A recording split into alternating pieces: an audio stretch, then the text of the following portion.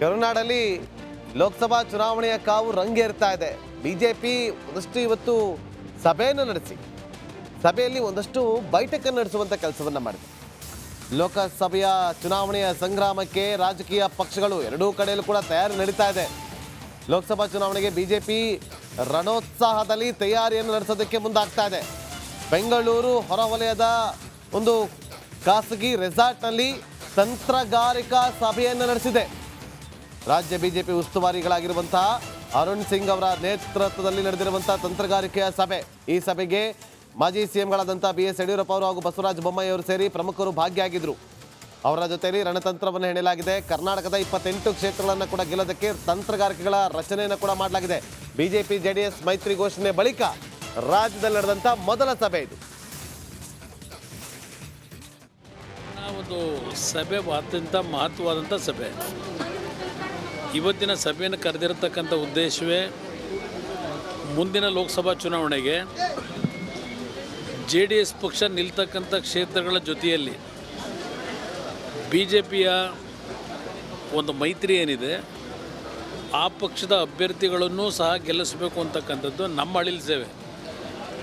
ನಮ್ಮಿಂದಲೇ ಗೆಲ್ತಾರೆ ಅಂತ ನಾನು ಹೇಳ್ತಕ್ಕಂಥ ಆ ಉದ್ದಟತನದ ಮಾತಿಲ್ಲ. ಇವತ್ತು ಉದಾಹರಣೆಗೆ ರಾಯಚೂರು ಇರ್ಬೋದು, ಚಿತ್ರದುರ್ಗ ಇರ್ಬೋದು, ಬೀದರ್ ಇರ್ಬೋದು, ಕಲಬುರಗಿ ಇರ್ಬೋದು, ಬಿಜಾಪುರ, ಚಿತ್ರದುರ್ಗ ಎಲ್ಲ ಭಾಗದಲ್ಲೂ, ಕೊಪ್ಪಳ ಇರ್ಬೋದು, ಎಲ್ಲ ಭಾಗದಲ್ಲೂ ಕನಿಷ್ಠ 1 ಲಕ್ಷದಿಂದ 2.5-2.25 ಲಕ್ಷ ಮತ ನಮ್ಮ ಪಕ್ಷ. ಬಿಜೆಪಿ ಪಾಳದಲ್ಲಿ ಮಾತ್ರ ಅಲ್ಲ, ಕಾಂಗ್ರೆಸ್ ಪಾಳದಲ್ಲೂ ಕೂಡ ಗರಿಗೆದರಿದಂತಹ ಲೋಕಸಭಾ ಚುನಾವಣೆಯ ತಯಾರಿ. ಇವತ್ತು ರಾಜ್ಯಕ್ಕೆ ಕಾಂಗ್ರೆಸ್ ಉಸ್ತುವಾರಿ ಸುರ್ಜೇವಾಲಾ ಅವರ ಆಗಮನ ಆಗ್ತಾ ಇದೆ. ನೋಡಿ, ಬಿಜೆಪಿ ಪಾಳದಲ್ಲಿ ಮಾತ್ರ ರಣತಂತ್ರಗಾರಿಕೆಯ ಸಭೆ ನಡೆದಿಲ್ಲ, ಕಾಂಗ್ರೆಸ್ನಲ್ಲೂ ಕೂಡ ಇದರ ಬೆಳವಣಿಗೆ ಆಗ್ತಾ ಇದೆ. ಕಾಂಗ್ರೆಸ್ ಪಾಳದಲ್ಲೂ ಕೂಡ ತಂತ್ರಗಾರಿಕೆಯನ್ನು ನಡೆಸೋದಕ್ಕೆ ರಾಜ್ಯಕ್ಕೆ ಕಾಂಗ್ರೆಸ್ ಉಸ್ತುವಾರಿ ಸುರ್ಜೇವಾಲಾ ಅವರ ಆಗಮನ ಆಗ್ತಾ ಇದೆ. ಕಾಂಗ್ರೆಸ್ ಶಾಸಕರ ಜೊತೆ ಸುರ್ಜೇವಾಲಾ ಅವರು ಮಹತ್ವದ ಸಭೆಯನ್ನು ನಡೆಸೋದಕ್ಕೆ ಮುಂದಾಗ್ತಿದ್ದಾರೆ. ಲೋಕಸಭಾ ಚುನಾವಣೆಯ ತಯಾರಿ ಕುರಿತು ಪ್ರಮುಖ ನಾಯಕರ ಜೊತೆ ಚರ್ಚೆಯನ್ನು ನಡೆಸಲಿದ್ದಾರೆ ಎನ್ನುವ ಮಾಹಿತಿ ಲಭ್ಯವಾಗ್ತಾ ಇದೆ. ಇದರ ಜೊತೆಯಲ್ಲಿ 5 DCM ಕೂಗು ಏನಿದೆ ಅದು ಕೂಡ ಚರ್ಚೆ ಆಗುತ್ತೆ ಅನ್ನುವ ಪ್ರಶ್ನೆ ಉದ್ಭವ ಆಗಿದೆ. DCMಗೆ ಡಿಮ್ಯಾಂಡ್ ಇಟ್ಟವರಂತವರನ್ನ ಭೇಟಿ ಮಾಡ್ತಾರ ಅನ್ನುವ ಕುತೂಹಲ ಕೂಡ ಕೇಳಿಸ್ತಾ ಇದೆ. ಯಾಕಂದ್ರೆ ಪಾರ್ಲಿಮೆಂಟ್ ಎಲೆಕ್ಷನ್ಗೆ ಒಗ್ಗಟ್ಟು ಕಾಪಾಡಿಕೊಳ್ಳುವಂತೆ ಇದೇ ಸಂದರ್ಭದಲ್ಲಿ ಸುರ್ಜೇವಾಲಾ ಅವರು ಸೂಚನೆ ಕೊಡಲಿದ್ದಾರೆ ಎನ್ನುವ ಮಾಹಿತಿ ರಿಪಬ್ಲಿಕ್ ಕನ್ನಡಕ್ಕೆ ಲಭ್ಯವಾಗಿದೆ.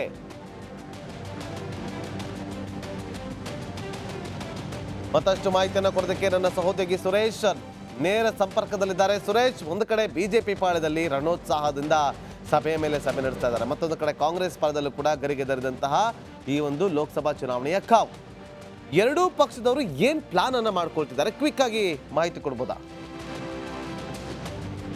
ಎಸ್ ನಾಗೇಂದ್ರ ಬಾಬು, ರಾಜ್ಯದಲ್ಲಿ ಈಗ ಲೋಕಸಭಾ ಚುನಾವಣೆಗೆ ತಯಾರಿಗೆ ಸಂಬಂಧಪಟ್ಟಂತೆ ಈಗಾಗಲೇ ಎರಡೂ ಪಕ್ಷಗಳು ಕೂಡ, ಕಾಂಗ್ರೆಸ್ ಮತ್ತು BJP ಎರಡೂ ಕೂಡ ತಮ್ಮ ಪ್ರಕ್ರಿಯೆಯನ್ನು ಶುರು ಮಾಡಿರ್ತಕ್ಕಂಥದ್ದು. ಅದರ ಭಾಗವಾಗಿ ಇವತ್ತು ಏನು ಖಾಸಗಿ ಹೋಟೆಲ್ ಏನು ಬೆಂಗಳೂರು ಹೊರದಲ್ಲಿ ಇರತಕ್ಕಂತಹ ರಮಾಡ ರೆಸಾರ್ಟ್ ಏನಿದೆ, ಆ ರಮಾಡ ರೆಸಾರ್ಟ್ನಲ್ಲಿ ಇವತ್ತು ಅರುಣ್ ಸಿಂಗ್ BJP ರಾಜ್ಯ ಉಸ್ತುವಾರಿ ಏನಿದ್ದಾರೆ ಅವರ ನೇತೃತ್ವದಲ್ಲಿ ರಾಜ್ಯದ ಪ್ರಮುಖ 45 ಮಂದಿ ಏನು ಪ್ರಮುಖ ಹಿರಿಯ ನಾಯಕರು ಇದ್ದರು, ಅವರ ಜೊತೆಗೆ ಇವತ್ತು ಮಹತ್ವದ ಸಭೆ ನಡೆದಿರ್ತಕ್ಕಂಥದ್ದು. ಲೋಕಸಭಾ ಚುನಾವಣೆಗೆ ಅಭ್ಯರ್ಥಿಗಳ ಆಯ್ಕೆಗೂ ಮುನ್ನ ನಡೆಯುವಂತಹ ಈ ಮೊದಲ ಸಭೆ ಏನಿದೆ, ಈ ಸಭೆ ಬಹಳ ಮಹತ್ವ ಆಗಿರ್ತಕ್ಕಂಥದ್ದು. ಈ ಕುರಿತಂತೆ ಇವತ್ತು ಸಭೆಯಲ್ಲಿ ಒಟ್ಟಾರೆಯಾಗಿ ಅಂದರೆ ಲೋಕಸಭೆ ಚುನಾವಣೆಯಲ್ಲಿ ಯಾವ ರೀತಿಯಾಗಿ ಅಭ್ಯರ್ಥಿಗಳು ಮತ್ತು ಆಕಾಂಕ್ಷಿಗಳು ಯಾರಿದ್ದಾರೆ, ಆಕಾಂಕ್ಷಿಗಳ ಆಯ್ಕೆ ಯಾವ ರೀತಿ ಆಗಬೇಕು, ಹಾಗೆ ಆಕಾಂಕ್ಷಿಗಳ ಆಯ್ಕೆಯ ವೇಳೆ ಕೈಗೊಳ್ಳಬೇಕಾದಂಥ ಮಾನದಂಡಗಳ ಬಗ್ಗೆ ಕೂಡ ಚರ್ಚೆ ನಡೆಸಲಾಗಿದೆ ಅಂತ ಹೇಳಿ ನಮಗೆ ಮಾಹಿತಿ ತಿಳಿದು ಬಂದಿರತಕ್ಕಂಥದ್ದು.